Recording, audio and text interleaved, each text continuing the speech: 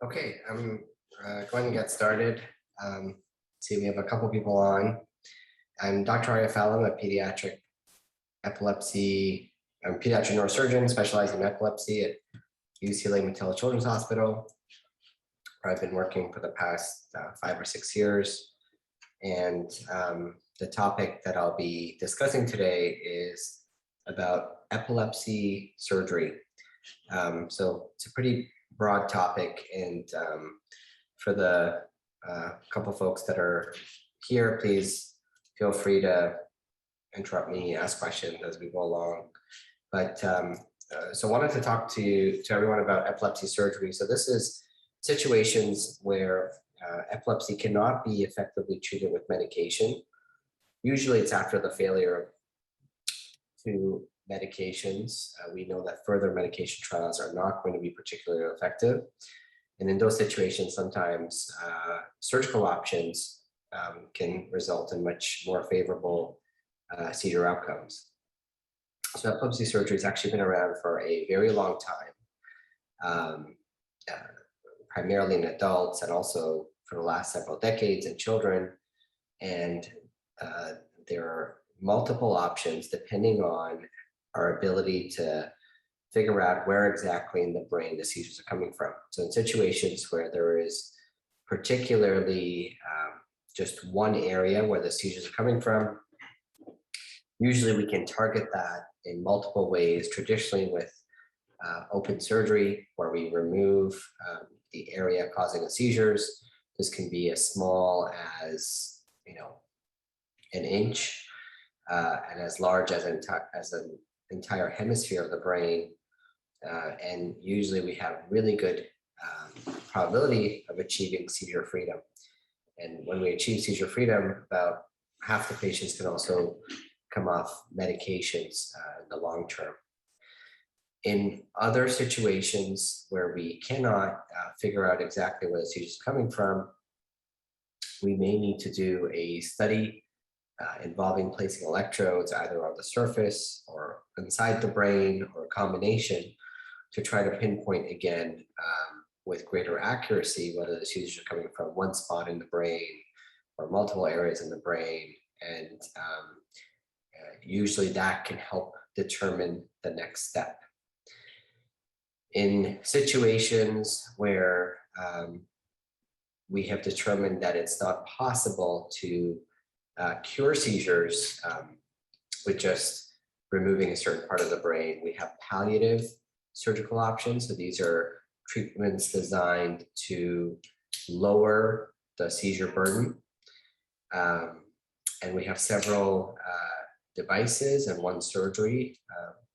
The devices that you may hear about are vagus nerve stimulation, which is a stimulator that's implanted in the neck, versus deep brain stimulation or responsive neural stimulation, which are technologies where the electrodes are placed inside the brain and provide stimulation to key areas of the brain to try to mitigate seizures, or try to make them less intense, less prolonged, less severe.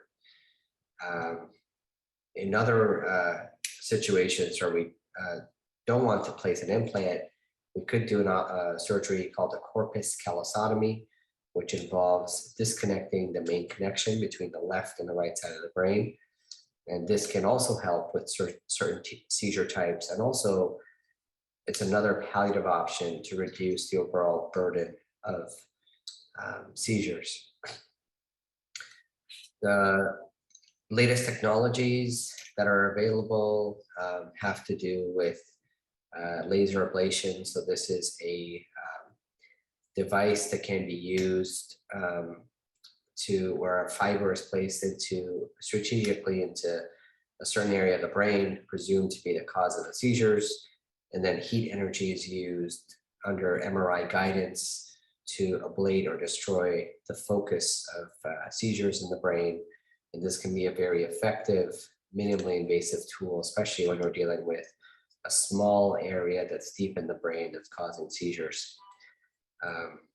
And that has really resulted in some patients being able to avoid open surgery and the recovery that's associated with open surgery. The other newer technology is the responsive neural stimulation, which I talked about previously.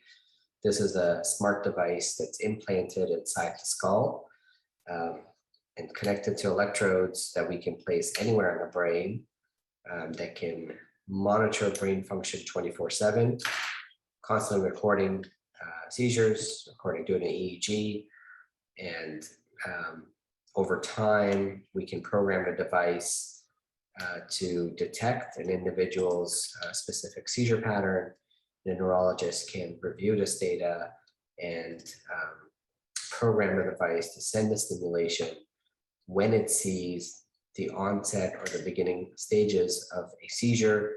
And the idea is it is responsive in nature. So what it does is as soon as it detects the onset of a seizure, it can send an impulse or stimulation to that specific area of the brain, and again, try to stop the seizure from progressing and try to limit the duration of it, the intensity.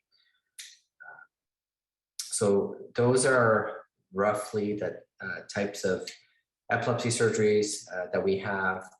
I do also want to mention that, again, epilepsy surgery has been around for a very long time. It's very safe, very effective, especially at centers that do this quite often.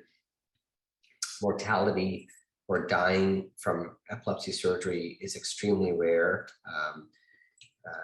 It's sort of something that's described in the past, but in modern neurosurgical era, it's extremely rare, and also the complications are really low. So there's a huge barrier to epilepsy surgery in the community, as most importantly, there's a lot of physicians who are not fully versed and understand epilepsy surgery as a treatment option. There's also obviously the fear of having surgery on the brain, but we know that it's also severely underutilized. So many patients that would benefit from epilepsy surgery are not getting epilepsy surgery. Either they're not being referred for an evaluation, or there's other concerns or barriers to obtaining care. That's sort of all I had. I don't know if there's anyone here that has questions that they'd like to ask me that I can address.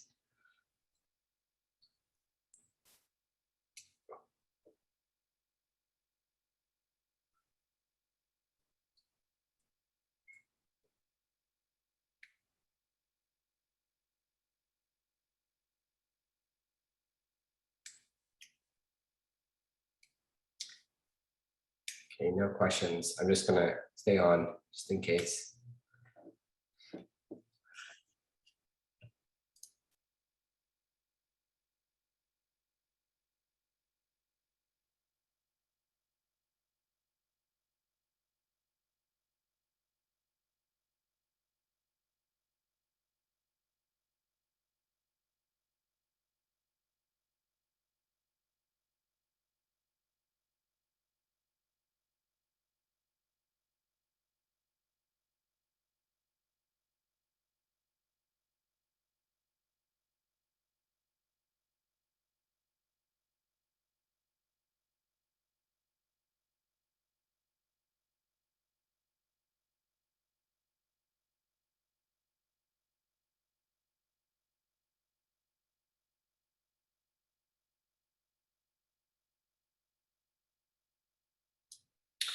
I see a question here. Just going to read it out. My daughter is 4 years old with a KCNA2 gain of function mutation. She has generalized atypical absence seizures. Her EEG is showing constant seizures, even if she's not always having them clinically. Which surgery option do you think would be best for her? Great question. So we're seeing more and more genetic causes of epilepsy. And in general, when you have genetic cause of epilepsy, we know that resections or removing a certain part of the brain are not very effective because those mutations can be present in large parts of the brain or the whole brain. And the other comment I have is generally we don't treat subclinical seizures. So those are seizures on EEG, which you mentioned, that don't have any clinical manifestation. It's hard to know what we're treating if they're subclinical, because we would basically be treating the EEG even though there is no manifestation. So that's a controversial area in epilepsy surgery for sure. And in general, we don't treat subclinical seizures, but it does sound that some of them are manifesting clinically. I would say the best option in that situation, obviously you need a formal workup at an epilepsy center, because you have to know exactly where these seizures are coming from, what the EEG shows. But generally, thalamic stimulation may be a good option for these generalized seizures and epilepsy. The data is not as robust as some of the other surgical options, but there are surgical options in the situation, especially if several medications have been tried and they haven't worked. So thalamic stimulation could be either in the form of DBS or RNS. Keep in mind that they are both off-label for use in children. So both those devices are FDA approved in adults 18 years of age and older, meaning that that's sort of the population that's had the rigorous trials performed. But we do use those devices off-label in children who have no other good medical options. So that can be an option.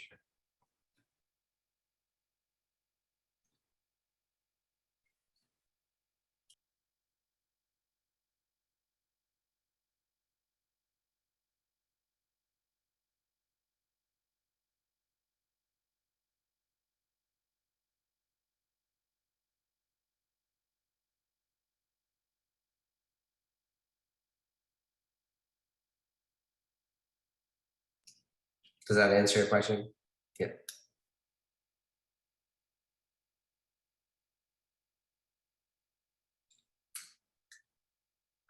Oh, failed many medications, Dr. I mentioned earlier that RNS not recommended for 7 years. So we do not have hard and fast rules right now about the absolute age for which an RNS cannot be used. So the two patients, the youngest patients in the world that have had an RNS are both my patients, and they're both 3 years of age, so younger. Initially, when we started doing them, I wanted to restrict it to patients 8 years of age and older. And that's because by 8 years of age, the skull has grown to about 90% of the adult size. So there's very little further growth that's going to happen in the skull. But we've not really seen issues even in the kids as young as 3 years of age. It's only been a few years, so we don't have long-term data. But I will say that we've been more and more open to doing surgery in younger kids. And I always say, as long if the seizures, the epilepsy are severe enough, I think it's worth doing it, because the concern for skull growth and skull asymmetry can be easily addressed with even if it's again, a little bit of asymmetry in the skull can be addressed very easily by a neurosurgeon or a craniofacial surgeon. And what we're trying to protect is the child's cognitive development. So I think that's the much more important thing to focus on. So we've been more and more open. So initially, I will say that, yeah, we were limiting it to children 8 years of age and over, but that's certainly not been the case lately. Now, depending on where you go and which center, they may have different age cutoffs and limitations based on their own experience. But again, we've at UCLA, 3 years has been sort of the youngest that we've implanted, and we're certainly considering doing it in children even younger than that. But in terms of DBS, it's sort of the same. I would even be a little bit more concerned with DBS. DBS has been used in children with dystonia, which is a type of movement disorder. The indications generally for patients 7 years of age and older, but I've heard of children as young also as 3 years of age having had a device implanted. It's a little bit trickier with a DBS because the electrodes have to be implanted in the thalamus, and then they have to run under the scalp all the way down the neck and into a generator that sits in the chest. And sometimes with very young kids, they may decide to put the generator in the abdominal region just so they have room to sort of grow. But obviously those electrodes that are tunneled all the way down need to grow with the child.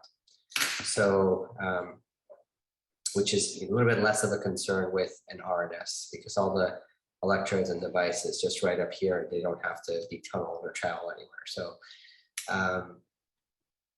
but I think both of them are an option. They fundamentally work differently. The DBS sort of has no idea whether child is having seizures or not. It just sends this general impulse throughout the brain as often as we program it to every minute, every 2 minutes or 5 minutes.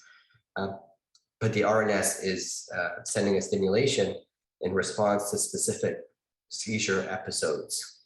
So we don't have head-to-head data to show which one works better, but as a group, we feel that the responsive approach may be better, but we don't have data to sort of say that for sure. Corpus callosotomies can certainly be an option as well. They are most effective for a specific type of seizures, the atonic or tonic seizures, usually when the child has a drop attack, meaning you just lose tone and fall to the ground. It has been used in other seizure types, but it probably will not be as effective as the thalamic stimulation option.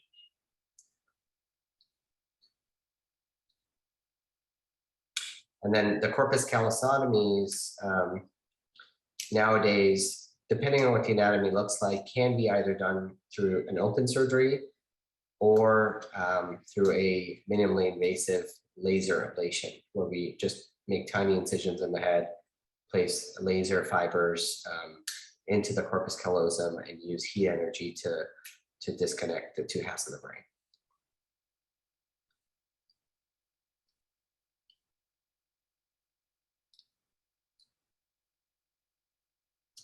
No problem, my pleasure. Any other questions?